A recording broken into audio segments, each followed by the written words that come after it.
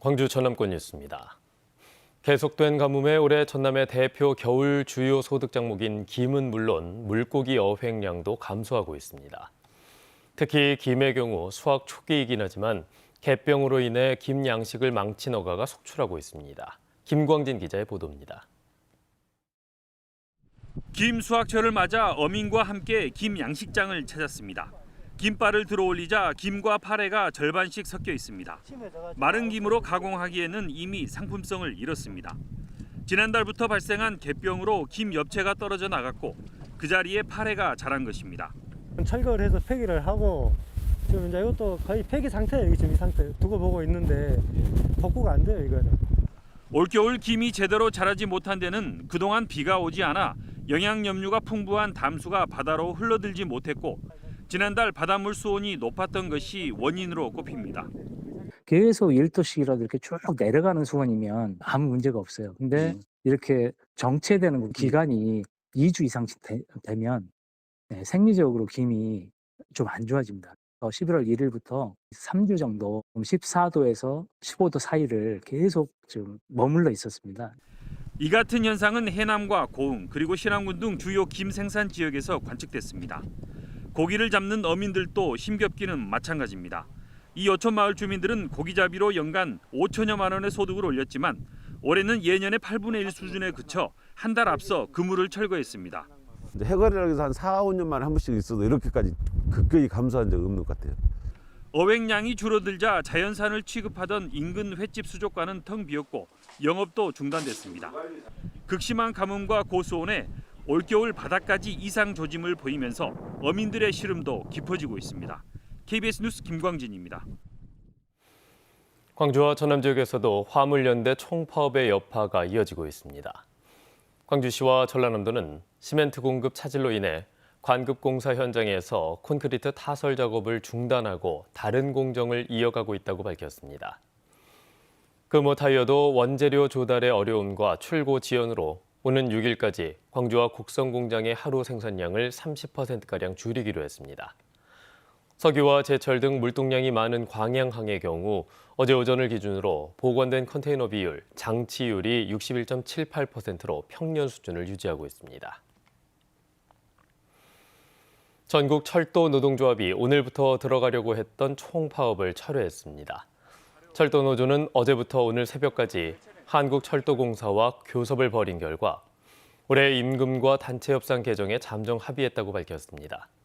이에 따라 철도노조는 오늘 오전 9시로 예고했던 총파업을 하지 않기로 했습니다. 철도노조는 사측과의 교섭에서 임금 월 18만 7천 원 정액 인상 등을 요구해 왔는데 구체적인 합의안은 아직 공개되지 않았습니다. 지난 6월 지방선거에서 선거법을 어긴 선거사범에 대한 공소시효가 어제로 끝났습니다. 광주와 전남 지역에서는 당선된 시장과 군수 6명이 공직선거법 위반 혐의로 재판에 넘겨졌는데 벌금 100만 원 이상의 형을 받으면 직위를 잃게 됩니다. 김정대 기자입니다. 박홍률 목포시장은 지난 선거 후보자 토론 때 의혹을 제기했습니다. 김현희 국회의원께서 같이 윤호중 비대위원장을 만나가지고 박홍률이 제명하자고 얘기가 대화가 됐다는 의혹이 저한테 그 당직자, 고위 당직자를 통해서 들려왔습니다. 검찰은 공직선거법상 허위사실 공표 혐의로 판단했습니다.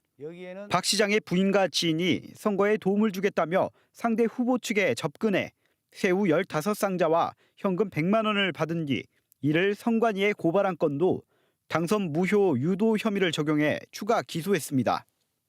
이병로 담양군수는 선거구민에게 식사를 대접한 혐의로 경찰 수사를 받아왔습니다. 혐의 아직도 부인하시나요? 성실하게 소명했습니다. 국민분들께 하시고 싶은 말씀. 성실하게 소명했습니다. 기부 행위는 불기소됐지만 이 건으로 경찰의 조사 대상이 된 유권자 8명에게 220만 원씩 변호사비를 대납한 혐의로 재판에 넘겨졌습니다. 우승희 영암군수는 경선 이중투표 권유로, 강종만 영광군수와 이상철 곡성군수는 금품 제공 등 기부행위 혐의로 기소됐습니다. 선거구민에게 군품을 건네는 데 관여한 혐의를 받았던 강진원 강진군수는 증거 불충분으로 무혐의를 받았다가 광주 고등검찰청의 재수사로 막판에 기소됐습니다. 법정에 서게 된 전남의 시장 군수는 모두 6명. 지난 2018년 선거보다 1명 늘었습니다. 선거법상 현직 기초단체장은 벌금 100만 원 이상의 형을 받으면 직위를 잃게 됩니다. KBS 뉴스 김정대입니다. 날씨가 추워지는 이맘때쯤엔 이웃에게 기부한 만큼 그 온도가 올라가는 사랑의 온도탑이 세워지죠. 올해도 어김없이 사랑의 온도탑이 세워졌습니다. 경기 침체 상황에 나눔 실천이 더 절실해졌습니다. 김혜린 기자입니다. 5.18 민주광장에 대형 온도계가 세워졌습니다. 목표 금액을 1% 달성할 때마다 1도씩, 목표 금액을 다 채우면 100도가 되는 사랑의 온도탑입니다. 연말연시 어려운 이웃을 돕기 위한 희망 2023 나눔 캠페인이 시작됐습니다. 이 사랑의 온도탑이 쑥쑥 내년에 올라가서 정말 우리 사회의 그물진 곳에 따뜻함이 쭉 돌았으면 하는 마음입니다. 올해 모금 목표액은 광주 48억 4천만 원, 전남 99억 2천만 원입니다. 내년 1월 31일까지 방송국 등에서 성금을 접수하고 구청과 읍면 동사무소를 통해 나눔에 참여할 수 있습니다. 이번 모금액은 복지 사각지대에 놓인 이들의 긴급 생계비와 의료비 등은 물론 코로나19로 일시적인 어려움에 처한 약자들을 돕는 데에도 사용될 예정입니다. 코로나19로 인한 경기 침체가 계속되는 가운데 엎친 데 덮친 격으로 물가까지 치솟는 상황.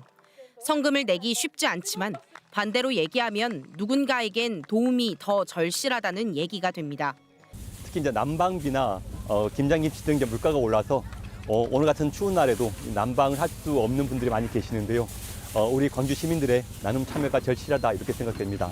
지난해 광주 사랑의 온도탑은 전국에서 가장 먼저 100도를 달성했고 전남도 목표 금액을 넘어선 100.9도를 기록했습니다. KBS 뉴스 김혜린입니다. 감사원이 해남군의 태양광 발전소 설치 허가 관련 업무가 위법, 부당하게 처리됐다는 공익감사 결과를 공개했습니다. 감사원은 해남군이 2015년 이후 산지에 설치된 591개의 태양광 발전소에 대해 개발 행위 허가 없이 산지 전용 허가만으로 개발을 허가했다고 밝혔습니다. 감사원은 명현관 해남군수에게 중징계 1명을 포함해 관련자 7명에 대한 징계와 주의를 요구하고 불법 훼손 지역에 대한 원상 회복 방안도 마련하라고 통보했습니다. 전라남도가 해양 폐기물 자원화 특정 감사를 벌여서 발생부터 재활용까지 현황을 분석하고 자원화하는 방안을 마련했습니다. 감사 결과 해양 플라스틱은 지방 하천에 폐기물 차단막을 설치해 육상 폐기물 유입을 차단하고 드론 연동 감시 등이 필요하다는 지적이 나왔습니다. 또 폐각의 석회 대체제 전환과 침적 폐기물의 실태 조사와 수매제도 개선, 괭생이 모자반의 퇴비 활용 등이 개선안으로 제시됐습니다. 옛 전남도청 보건협의회는 어제 보고회를 열고 2025년 개관을 목표로 총 사업비 498억 원을 투입해 내년 7월부터 보건공사에 들어간다고 밝혔습니다. 보건도 예상은 본관과 별관, 회의실, 도경찰국과 도경찰국 민원실, 상무관 등 6개 동입니다. 협의회는 또 오는 5일부터 3차 탄원 조사를 진행해 내년 하반기 최종 결과를 발표한다는 계획입니다. 영광군 의회가 한빛원전 4호기 재가동 추진을 성토하고 나섰습니다. 영광군 의회는 그제 지역 단체들과 함께 용산 대통령실과 원자력안전위, 산업통상자원부 등을 항의 방문하고 독단적인 4호기 재가동 추진은 수용할 수 없다는 내용의 성명서를 전달했다고 밝혔습니다. 군의회는 또 한빛 3, 4호기 경락건물 부실공사에 대한 후속 대책 시행이 먼저라면서 4호기 재가동 추진의 중단을 요구했습니다. 광주시가 세계인권선언 74주년을 맞아서 다양한 기념 행사를 펼칩니다. 광주시는 오는 5월 5일 5.18 기념문화센터에서 세계인권선언 기념식을 열고 인권단체 활동을 공유하고 오는 14일까지 광주시청 시민홀에서 인권작품 공모전 수상작도 전시합니다. 또 광주시 교육청과 광주 트라우마센터 등도 각종 토론회와 캠페인을 열 예정입니다. 전라남도가 고병원성 조류 인플루엔자 AI 대응을 위해 긴급 방역 상황 점검 회의를 열고 오는 20일까지 일제 집중 소독 기간을 운영한다고 밝혔습니다. 또 한파 대비 AI 위험주의보를 발령해서 농장 내 사람과 차량의 출입을 통제하고 소독 장비 동파 방지 대책과 가금 농장 일제 점검도 추진합니다.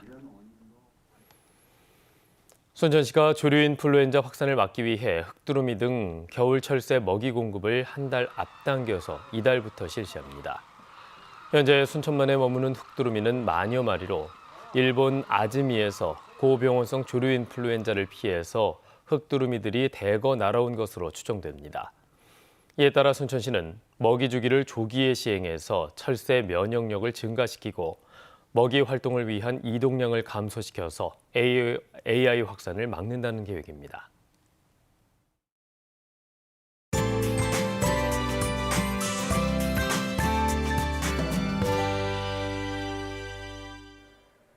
오늘도 영하권 추위가 이어지고 있습니다. 기온은 어제와 비슷하거나 조금 높은 수준인데요.